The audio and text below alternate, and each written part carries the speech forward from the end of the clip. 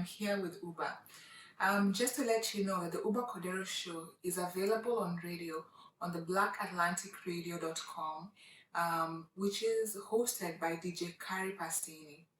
So now to get into our topic for this week, we will be discussing or be having a debate in regards to the impact that foreign development has or foreign aid has on countries in Africa.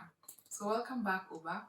Thank you, Olivia. So a little bit of information. In 2009, a Zambian economist, Dambisa Moyo, wrote a book called The Dead Aid, and he strongly argued that foreign aid has really severe impacts or negative impacts in Africa. And other authors like Robert Calderisi also wrote the book The Trouble with Africa in 2014, which it postulated that foreign aid is really a big trouble for Africa. And so today we would like to really get into what the implications foreign aid has in countries in Africa. And I'd really like Uba to illustrate aspects of foreign aid for the audience so we can better understand what it really means, what the implications of foreign aid are, and for us to better understand it. So just take us back into history on, foreign aid in Africa. Can you give us a little bit of background on, how it came about? Oh yeah, thank you so much, Olivia. When we talk about foreign aid, we normally referring to assistance coming from one country to another. Yeah. Often it comes in the form of economic assistance, but it could also be military assistance. Oh, okay. So, sometimes it could be soft loans that are paid without interest, and sometimes it's a huge loan. And there are several aspects of foreign aid. They could include humanitarian aid. This refers to people's in dire situations, like a tsunami or an earthquake or a conflict that has prolonged. Then a government from an external power comes in and offers support in terms of food, in terms of shelter to these people. So that's humanitarian aid. Military aid refers to building up a country's military capability in order to confront a situation that is facing. So this could come through military arsenal or equipment that the country needs. Could be military gear like clothes, could be guns, it could be airplanes or any other thing they could use. In addition to that, there could also be a project aid. So a country could be focused on working on a specific project, say HIV and AIDS or malaria or Ebola or something like that, and they will bring in money for that specific project. Several aspects come into being when you talk about foreign aid, and one of them is it could be bilateral. And bilateral means country A could be helping country A for specific reasons. So United States could be giving aid to Rwanda, for example, or UK could be giving to South Africa. That's bilateral. It could also be multilateral. That means that a countries, a group of countries, like for example, Organization of Economic Cooperation and Development, OECD, comes together and gives money to a specific country for a specific project, or a region, a group of countries, or IMF, International Monetary Fund, or United Nations. So that's multilateral when countries come together to give aid. Okay. Lastly, it could be based on an agreement signed with the continent. So for example, the African Union could secure funding from, say, the European Union or the United States, a group of countries, and support the whole region. So there are many layers to it. Oh, okay. So you asked me about the history, right? Yeah. So many people assume that these African countries go begging for this aid. How true is that? Or, do these countries such as the US or the UK or these development organizations, do they see the need and see that they want to assist, or do the African countries have to actually seek the help for them to be able to receive the aid? Yeah, that's it requires me to go back to the history of aid. I'm going to answer your question momentarily. The first thing you have to understand is that in the context of African history, we have to grapple with the fact that it was a colonial space, that African countries were colonized. Never asked to do for these countries to do this, but they did. And at first, colonialism was pretty much very extractive. We have cases of genocides, especially in Namibia, where the Germans exterminated the Herero people by starving them to death. So many cases we can go on and on about crimes committed during the colonial experience. At some point, there was a reckoning among the colonial powers that it wasn't sustainable business, and there was a need to start what we call development. So this starts about 1945, and that is the origin of foreign assistance. That's when we track it back to that point, where these colonial empires are actively participating in development. So they're building schools mostly from taxes taken from the citizen, but also from money from the capitals, from Berlin or from the London. And they do this for a long time. So at independence in the 60s, there is an established relationship between these newly independent states and their former colonizers. And it's usually come in equipment, technology, educational exchanges. So that this goes on and on. And at the height of the Cold War, foreign aid becomes a quest for control of countries, so that the Soviets, USSR and its allied states, do not capture this African continent to the disadvantage of what was then called the West. So the United States intentionally propagating countries in Africa so that they could be in the capitalist bloc. So here you see authoritarian leaders like Mobutu Sese Seko is propped up and is allowed to do whatever he was doing because he was a friend of the West. And you also have other leaders like Mengistu, Miriam Mengistu of Ethiopia, being propped up by the Soviets. So you have to understand aid in that regard too, in the Cold War. Now, after the Cold War, that's from 1990, then you're talking about aid as an aspect of development through the lens of a free market system. And that is another definition altogether. Okay. Yeah. So it's a really tough subject, but when we go back to now colonialism, would you say that foreign aid is a form of reparation that are paid to these African countries to try and appease the people, or some form of that? Yeah, in some instances, it's never been called like that, because then that will open up kind of worms for other things that many of these countries find really uncomfortable discussing.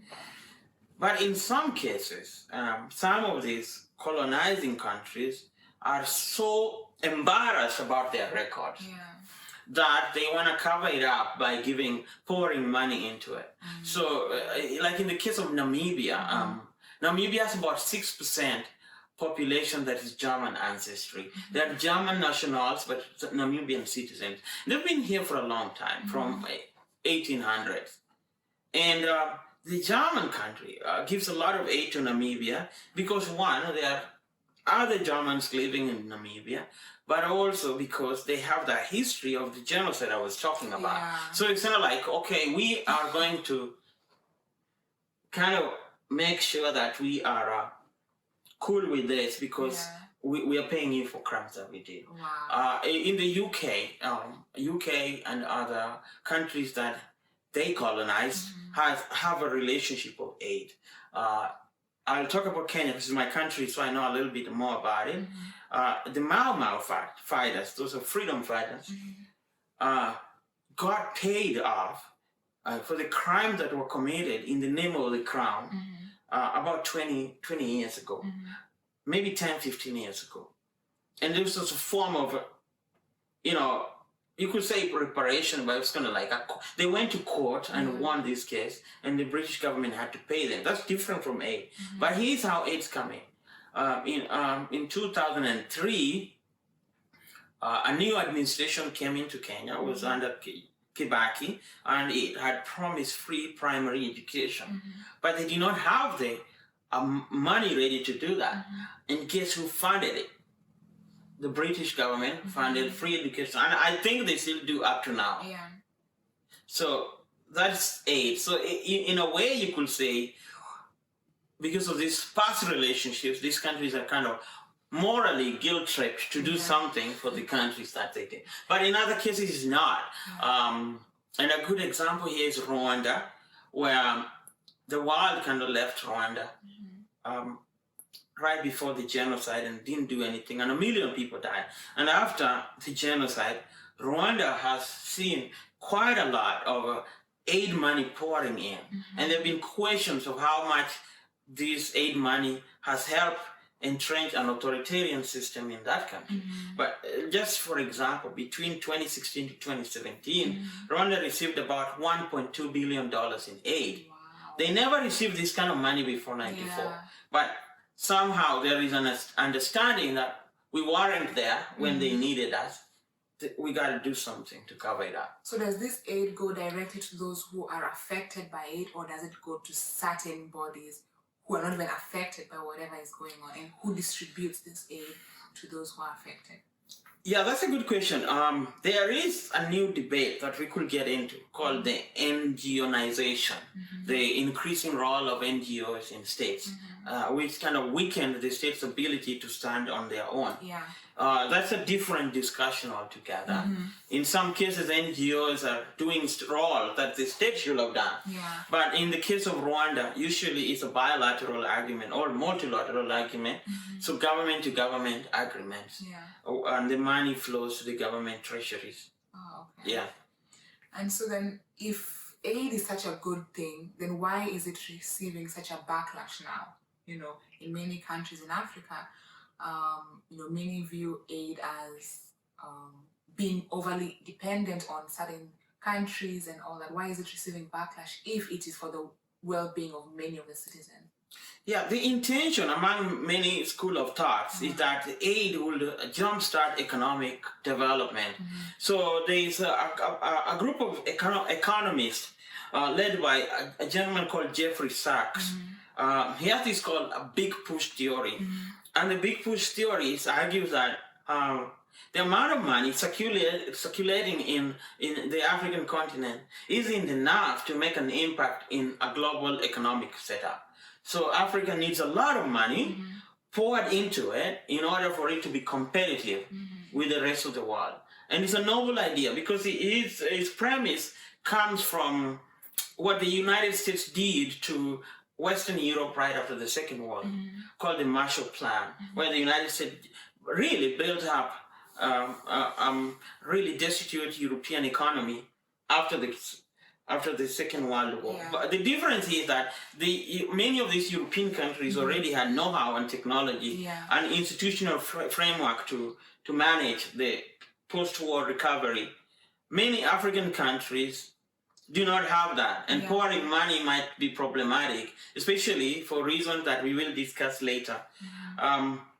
One of the things I have to say is that, as opposed to Jeffrey Sachs and Joseph Stiglitz's argument of big push, there are people, you mentioned some of them, Dambisa Moyo and Robert Calderisio, and a bunch of other thinkers in economics who think that aid has really done damage to the African continent because it's really free money that the governments don't have to work for. They do, and because it is free money that they negotiate with other leaders, they have leverage on how this money is used, and they're not accountable to the citizens. Now, they can rig election how they want, they can buy military gear to frustrate people, and they could discriminate however they like. If a country depends on taxes, all of a sudden, as a scholar that I follow, Nicholas Cheeseman, has said that countries that rely on taxes as a big chunk of their income tend to be respectful to the citizen because the election is going to come and they're going to have to win that election. And taxing people highly is not good politics to win an election. But countries that require aid money, which is given by external powers, maybe China, UK, or any other country, don't have to do all this work to convince electors. Yeah, and I think that's the biggest problem because, when you're not accountable to the money that you have, then that's how the rich get richer, the poor get poor because they're not accountable to be able to stream that money to those actually who need it. So I feel like in that regard, aid is really questionable. Yeah, it's a good debate. And another thing I forgot, that's a really good, the other thing is what we call dependence on aid. It's like the motivation to work and to industrialize is kind of lacking because you're going to get this money. So some countries, for example, like Burundi, Rwanda, or Uganda, the amount of aid money in their in the national budget is about 50%. So when they're writing a budget for the next fiscal year, they are assuming that 50% of the funding for that budget will come from foreign aid. Wow. What happens when there are changes or political issues that make that unrealizable? For example, under the Obama regime, the Kigali government got in trouble with the Obamas because supposedly the Rwandan regime had encroached into the Congolese border and was starting a rebellion. And the Obama administration, no, we're not gonna have that. That's not acceptable. So how can we punish them? Withdraw the money. Wow. Yeah, so they did that for some time. And it was a big political problem. Yeah, because then you can see, foreign aid isn't sustainable because then the country is not able to, develop on its own because they have that dependence. Oh, we're going to rely on this aid that's coming in. So what next after that? It's true. And also it's a question about race and who is helping who and whose intention are there. I mean, like I said in the history, it's the colonizers mostly heading these people. Now you ask the question here, always depending on aid makes you like the guy with the begging bowl, and it kind of makes the African situation such an oddity. It's an odd situation. They have to always beg. Not having aid money gives you a little more moral power to make some requests and some demands. Yeah, and I feel like it also makes so many countries vulnerable to if I'm giving you aid, then I want to have control over certain things, and if I'm helping you, I want something else in return. So of course they're going to have power over maybe policies or, other factors that they feel like I should get in return for giving you this help. Yeah, it's all national interest. It's not altruistic. There is always a hidden hand playing. Yeah. Good point. So now in talking about all that, do you feel like aid can actually lead to development of countries in Africa? Yeah, we have a track record. I mean, I talked about Rwanda here negatively, but positively. Rwanda is one of those cases where aid money has been managed well to the benefit of the common base. It has led to an authoritarian regime that has had its own excesses. But on the other hand, they have managed to uplift a lot of people from poverty and eliminated infant mortality, increased internet connectivity and road connectivity. So they have done quite well. But these are rare cases. Most of the time, there is a statistical analysis that makes a correlation between increase in aid money and increase in corruption level. So I will give you a good example. Recently, the Chinese and the European Union donated a bunch of kitty for COVID protection and prevention. Yeah. And they sent this to a bunch of African countries. Yeah. And some of these countries just lost them. I'm not going to mention the name of the country, but the whole thing got lost at the airport. Yeah. Right? I mean, this was something which was well-intentioned. Yeah. And later on was sold and disappeared. So, I mean, it is really crooked and it can get somebody really upset. Yeah. But the track record of aid for most regimes is that it has enabled bad regimes to stay in power, and it has enabled the citizens to be further destituted in poverty. Yeah. Wow, I feel like that's a that's a big one. I mean, it's sad. Yeah, so we would like to involve you as an audience into this debate. If you have anything to add, or if you'd like, to share, please write something in the comment section. But until next time, thank you so much for joining and supporting us. Please subscribe. Thank you. What do you think? Oh, that was good. Yeah?